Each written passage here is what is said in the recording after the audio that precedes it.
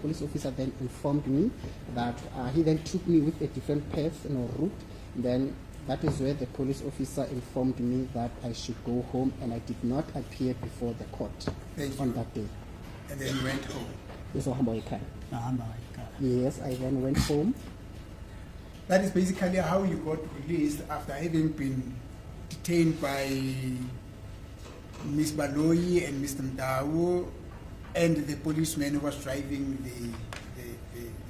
the Kumbi after having been taken to Plural Government. So. Bathi kwenza njalo kuzogcina bekudedela ke bekhambisekini ngemuva ukuthi nibosheke uBaloyi uMdawu futhi nomshayeli wekhumbi lapha kade bekubophile ngesikhathi ngihlezi duze nesitolo. Can you please repeat again? I'm saying that is basically how you got released from detention after you had been arrested by Ms. Mdawu, by Ms. Baloyi and Mr. Mdawu, who came to arrest you in that in the Kumbi when you were at Tembisa. Not so. Athi-ke uMail ngabe kwagcina kuze kufinyeleke emaphethweni ukuthi yena ke amaphoyisa adedele uhambe uyekini ngemuva kokuthi-ke uBaloyi uMdawu futhi nomshayeli wekhumbi bakuthatha la bathatha khona-ke bese bakunikisa kumahhovisi asePlural ama-TRT wagcina-ke ngemuva kwalokho-ke wagcina sebakudedele uhambe uyebuyela kini. Yes. Thank you. We won't get into the issue of the drugs. Whether or not you were charged, it might not really be so directly relevant to this one. But what is important is, subsequent to you being released in 2019 and having been questioned about your involvement on the Central Mayowa trial, is it correct that the next incident when you also got arrested, detained and questioned in relation to Central Mayowa's death was on the 30th of May 2020, not so? Athi-ke ngeze siqinile kabanzi-ke kudaba lokudayisa-ke idakamizwa ukuthi mhlawumbe bakuphosa amacala kule icala lelo noma kaze bakuphosa amacala kule icala lelo-ke abathi ngemuva lokukhulumisana namaphoyisa-ke ngelanga lelo-ke isikhathi sakho sesibili la uhlangane khona amaphoyisa ukhulumisana nawe bese kupheka-ke bese bakubuza-ke imibuzo-ke ngokushona kukaSenzo Mayowa kade kuyilanga lange-30 zakaMeyi ngomnyaka 2020 akusinjalo yini? Yebo kunjalo. Yes, that is so. Thank you. Now, you had already given a version in the trial, within the trial, on what transpired, how you got arrested, what happened on the 30th of May 2020. Bathi bosokushilo lokho ukuthi ngabe mhlawumbe yini eyenzeka ngesikhathi kade khona kumzila ngaphakathi komzila mhlawumbe trial kune track ngesingisi ukuthi kwenzeka kanjani wena gcina uboshwa ngelanga lange-30 zakaMeyi ngonyaka 2020. Yeah. Yes. This is, the following is got nothing to do with you, but my understanding of what was said with regard to the evidence that was laid in the trial, within the trial, is that that evidence was insulated. I think that's a term that came from the state. In other words, it was some kind of evidence that should not go beyond. In other words, we could not use that evidence that we tended in the trial, within the trial, in the main trial. That was my understanding. I don't know if my understanding was correct. Maybe the state can assist me and my colleagues as well. But khona kodwa abangathanda ukuthi abezakwabo futhi uthimba labashoshiza bamlekelele ngobufakazi bakho kade ubethile ngaphansi isikhathi khona kumzila ngaphakathi komzila ngoba bathizeka kumele ukuthi bahole ubufakazi lobo ngaphakathi kwicala elikhulu. The reason for this, my lord, is simply because if then my understanding is correct, as Mr. Ramusipili is confirming, then we will have to go to that evidence as well, because it's evidence that will be relevant now in the main trial.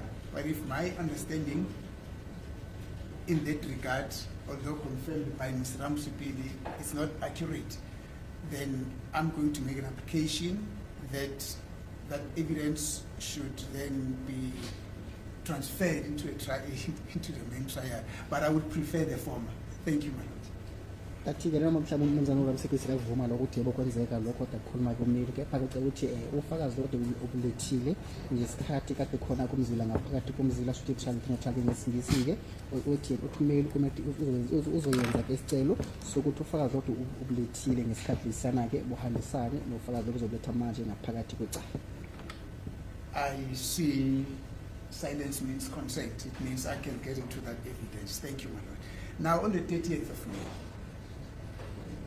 you told this court within a trial that you were at Tembisa again also. Wathi ngesikhathi khona-ke trial watshela inkosi enkantolo ukuthi kade usethembisa.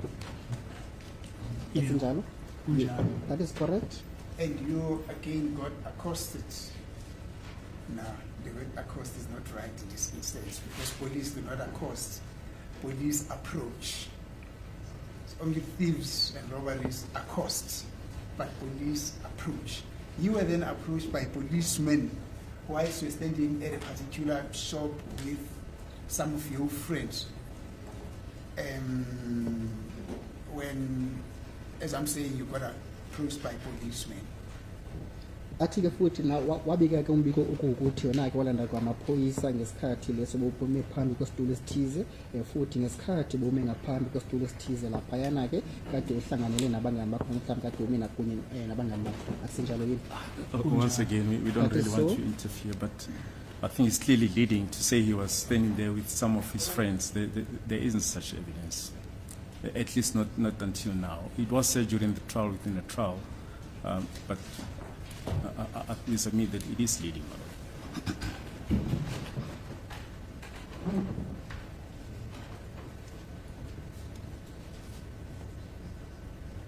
I understand the objection to mean that those people that you were standing with, you never said that they were your friends. But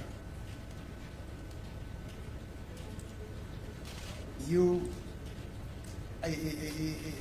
maybe the understanding or the basis of the objection is that this could be too leading. You see, I wanted to curtail issues, you understand. But with that as it may, can you then tell the court with regard to the or narrate to the court the circumstances under which you then got arrested on the 30th of May 2020?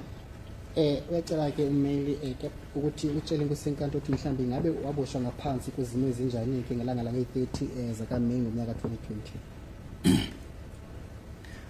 Kwakusemini. It was during the day. Yes. Kwakuyi-Saturday. It was on a Saturday. Sasimile ngaphakathi kwelinye ijalidi elali-opposite elaqondene nesitolo samakuni. We were standing at a certain yard, and then at the front of that certain yard, just across the road, there's a tuck shop. Yes. Siyimele lapha ngaphakathi siyixoxela nje siba yi-3. We were standing inside that yard, and then we were having a conversation, and then we were 3 in numbers. What the place where you were standing is the township. What's the name of the township? Or the area? Ngabe ngaphansi kwesigodi DCP. Ivusumuzi. It is in Vusumuzi. Vusumuzi section. Vusumuzi section.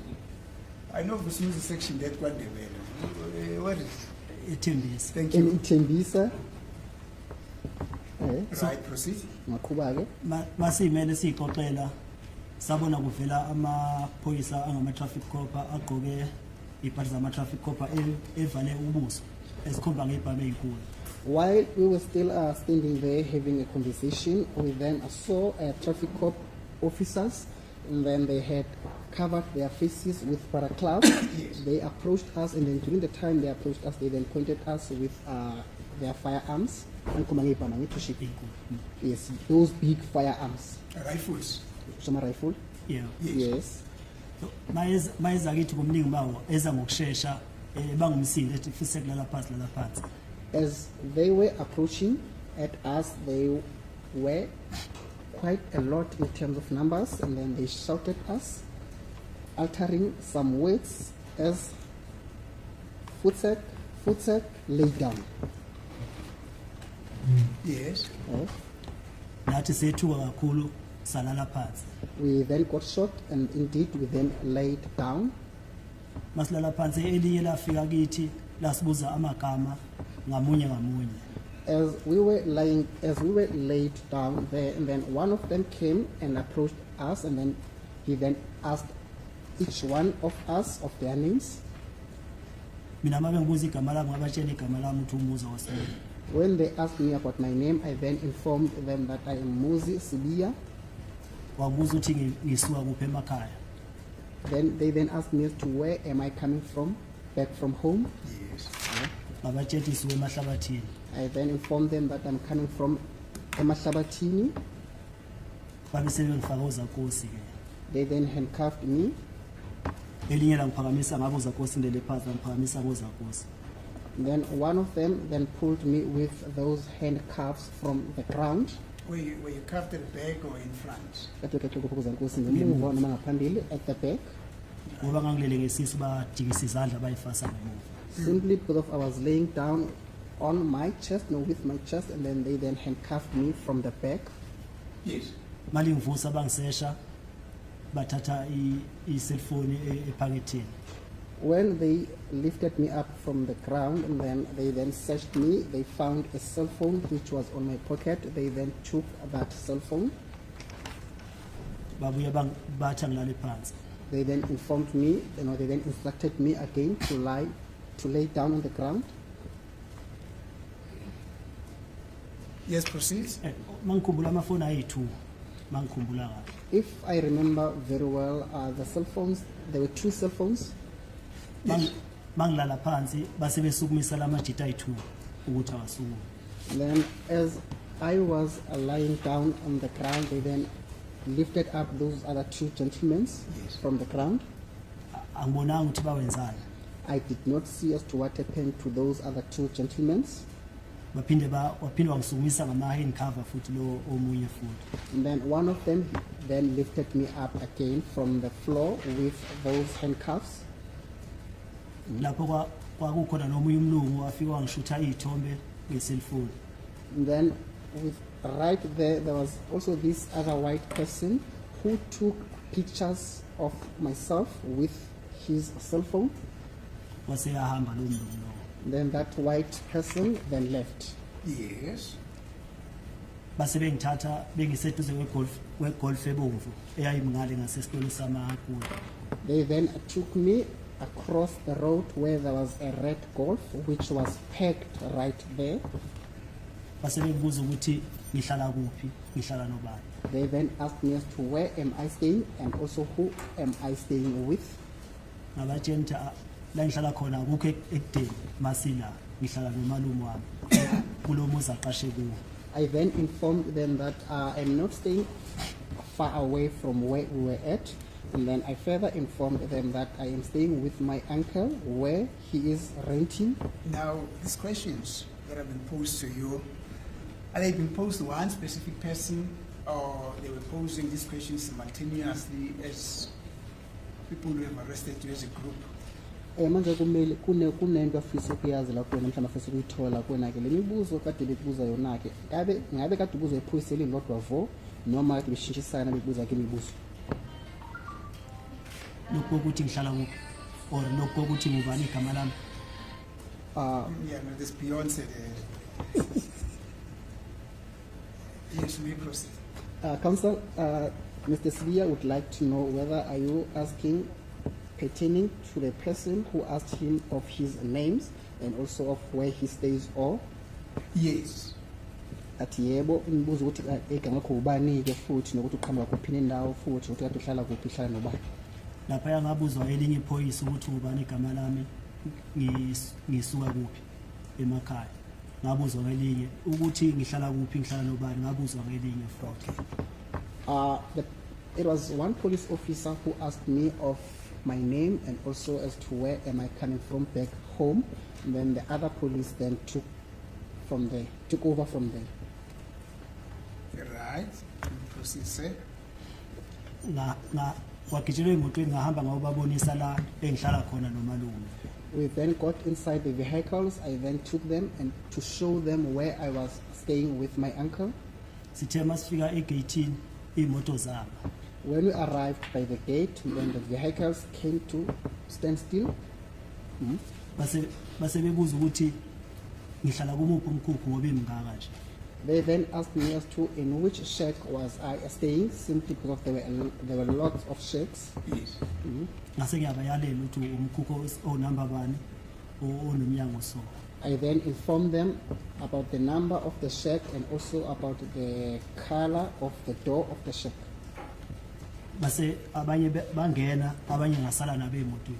Some of them walked in while I remained with some of them inside the vehicle. Yes.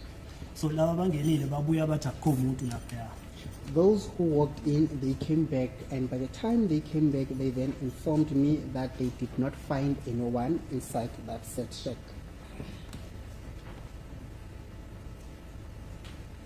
Now, you're talking of the vehicles in their plural form.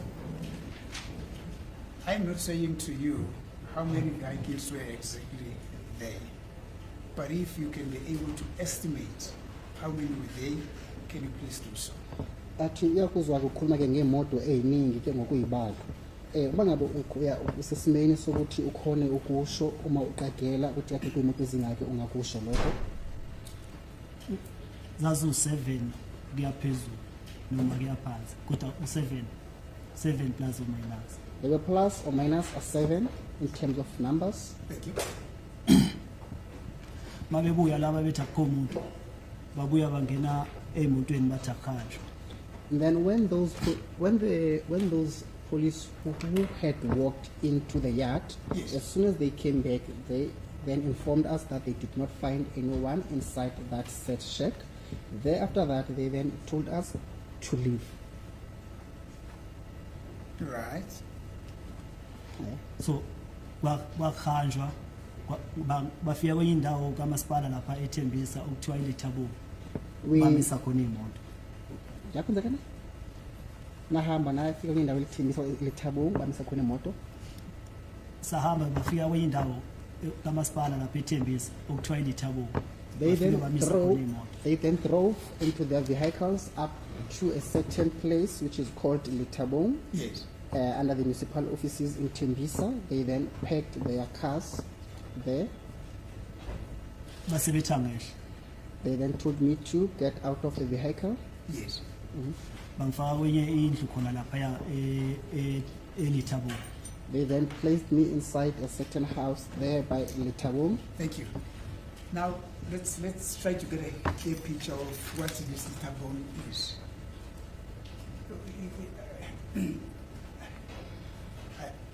I don't want to suggest to you, but can you please give a description of whether where these offices, whether it was the name of a place, you know, you've just said that you are arrested in the Sumuzu section.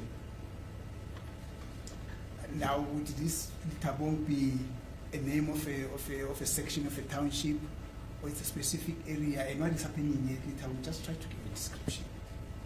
Lalela ke bafone. Manje ke ummeli uyacela ukuthi usicele kabanzi futhi siphe isikhangiso sale ndawo othi seLithabo. Ngabe isigodi noma mhlawumbe amahhovisi noma mhlawumbe yini nje indawo yakho? Isakhiwo sikamasipala It is a municipal building abasibiza ngeLithabo. which is being referred to as Litabong. So angazi noma kunama office ngaphakathi ngoba kodwa thina siyake endaweni ngama office le ndawo esasikuyo yayingesona ioffice le ndawo yaya. I don't know whether does it has offices inside or not. However, pertaining to the certain portion or place in which they took me to, Yes. I think I'm office clone. Le academic section. No angazi noma office khona mara le ndle ngangena kuyo akusili office. I don't know whether was it an office or not, but then inside the house in which I was taken to, it was not an office space. Just try to describe the house. Was it a house where you looked at it? It was as if still people that were staying there. It was isolated, or it's just an empty house. You know, just try to give a description of that house. How did it look like? Manje kumele futhi uyacela ukuthi usiphe isikhangiso ke salumuzi abakumikisa kona ngale eLithabo. Ngabe kade kumuzi bona impahla ngaphandle mhlawumbe ingubo ngaphakathi kona ke noma mhlawumbe kade kumuzi onganakiwe noma kade kumuzi nje ongenalutho ngaphakathi. Wangenazi impahla kodwa kwakhomba ukuthi kwindawo esebenzayo. There was no furniture inside.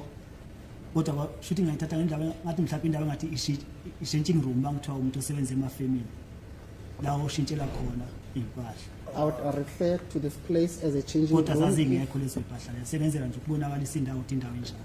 I'm just making an example or kind of throwing some scenario about this place. It looks as if it is a place where someone who works by the firms or factories, it is some space in which maybe they would make use to change their clothes. Yes. And then Now- there was no furniture inside that house. Yes. Now, look, your observations might not be faulted. That is basically your description as I'm trying you to do it. Now, before you proceed,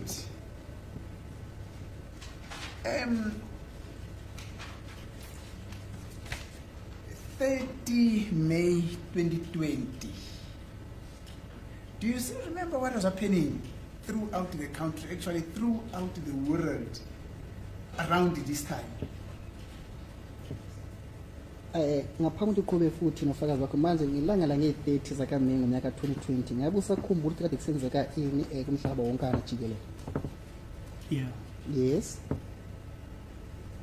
You must be having a very good memory. What was happening? Actually ke kujangela ngokuthi nomkhumbulo kahle ke ngabe yini kade senzeka? Kwakune COVID la. It was during the period of COVID. Thank you. Now we are at Lithabong. It's a COVID time. You put in that office, or in that house. Let's not call it an office. You put in that house. Then what happened? Athi isikhathi saka COVID olapha eLithabong wafike ngaphakathi kolamuzi ngabe yini yenzeka? Masifika ngaphakathi kwale yandla. Babe ngifase ngemuva so ngensimbi. Bathi angihlala esitulweni somoya. When we arrived at that house, I was cuffed with stills on my back. They then told me to sit on the chair. Just a few seconds, concept to somewhere. Isitulo somoya ukuthi uhlale ngathi uhleli esitulweni manje isitulo Oh, singekho. okay. Thank you for the indulgence. They then told me to pretend as if I'm seated on top of a chair, whereas there was not a chair. You can demonstrate. Nami vele, I'm getting confused. What is the chair is? You can just demonstrate so that the court also gets a glimpse of what happened there. Athi-ke ungasitshengisa wenze isibonelo la kule ndawo kumele kuyona ukuthi ngabe kwenzeka kanjani ithi babe kuhlala esitulweni somoya ukuthi isitulo sinjani-ke leso. Angiboshwe ama-handcuff la ngemuva. I was Manje handcuffed. angihlala esitulweni somoya. Manake, I was handcuffed from my back when they said I should sit on the chair. So wakumele ngibe so bese umzimba wami unamathela obondeni. Umzimba unamathela obondeni nje. Insimbi lezi ama handcuff nawo acindezelekile emzimbeni. Aphesa mo ezandleni. Ngangiso. My Lord, as the witness is demonstrating, he went low, and then he kind of bent his knees, and then his back was against the wall, and then also his hands, as they were handcuffed, even the cuffs from his back, they were against the wall. So, in other words, as I understood you were instructed to squat, but leaning against the wall with your handcuffs at the back on the wall. Athi-ke uma yena ekuzwa kahle kumele ukuthi kwamele ukuthi lapha-ke ushone phansi kancane-ke uma ushona phansi wehlake laphayana-ke bekumele ukuthi umzimba wakho umgogodlo wakho-ke bese lapha ebondani lebonda lakho likhona ngale futhi nozankosi nabo bathashe lapha ebondeni. Yeah. Yes. And that is what is called to sit in the air in terms of what you're requested to do. Lokho shuthi kade kuyikho ukuthi uhlale-ke emoyeni. Yeah. Yes. Thank you. Now you seated in the air. Your handcuffs are scratching on the wall, and then what happened? Bathi bohleli lapha uhlezi emoyeni inkoko lakho lapha ebondeni futhi nozankosi labo bethashe lapha nohle bebambe lapha ebondeni abe yini yenzeka. Basebekubuza ukuthi amaphoyisa asebuza ukuthi ngazini ngokufaka Senzo Meyiwa. Then the police, they then asked me as to what is it that I know about the death of Senzo Meyiwa. Yes. Ngabatshela ukuthi angazi lutho ngokufaka Senzo Meyiwa. I then replied by saying I have no knowledge about the death of Senzo Meyiwa. Laselithelike ngazodlala ngabo. Ngoba bona bayazi ukuthi mina nginesandla nginolwazi kufanele kasenzo meyiwa nginabangani bami. And then one of them he then informed me that I should stop playing with them because of they know that I do have a hand about the death of Senzo Meyiwa together with my friends. So ngazobenza ilima angikhuluma iqiniso la. So I should not play dumb with them. I should just tell the truth. When this questioning is happening, you were still in that squatting position also. But nesikhathi-ke kade bekuphenya bekuza le mibuzo lena ngabe mhlawumbe kade uhlezi kusona isitulo somoya. Yeah. Yes. Thank you. So, you say this policeman then says to you, what do you know about Senzo Meyiwa's death? You say you don't know anything, and then continues to say you shouldn't make them dump people because they know they're doing what and then what happened. Utizela kubuza ukuthi ngabe yini oyaziyo ngokushona kukaSenzo Meyiwa, wathi wena kunalutho oyaziyo ngokushona kukaSenzo Meyiwa, bathi wena-ke ungabenzi ilima ngoba wena nabangani bakho ninesandla ekushoneni kaSenzo Meyiwa-ke bese ngemuva kwalokho yini yenzeka? Wase ephinde ebuza umbuzo futhi ukuthi ngazi ngokufaka Senzo Meyiwa. Then he then repeated again the same question, that what is it that I know about the death of Senzo Meyiwa? Yes, proceed. Yeah. Mina ngiphinde ngiphendule ukuthi angazi lutho ngokufaka Senzo Meyiwa. I then replied by saying I don't know anything about the death of Senzo Meyiwa. Ila ngoba ngihleli so esitulweni somoya ngihleli so ila angikhahlela khona inyawo bese ngiwela phansi. As I was leaning against the wall, seated on the air chair, that is where he then kicked me on my legs and I then fell down. Thank you. Before we proceed on that aspect, this person or the policeman that kicks you or who kicks you, is it a he or a she? Athi khona-ke lapho ngilophuzu-ke iphoyisa leli lakhahlela kuwena-ke onyaweni lakho-ke ngabe kade kuyiphoyisa lesimame mhlawumbe kuyiphoyisa lomuntu wesilisa. Kwakuyiphoyisa lesilisa.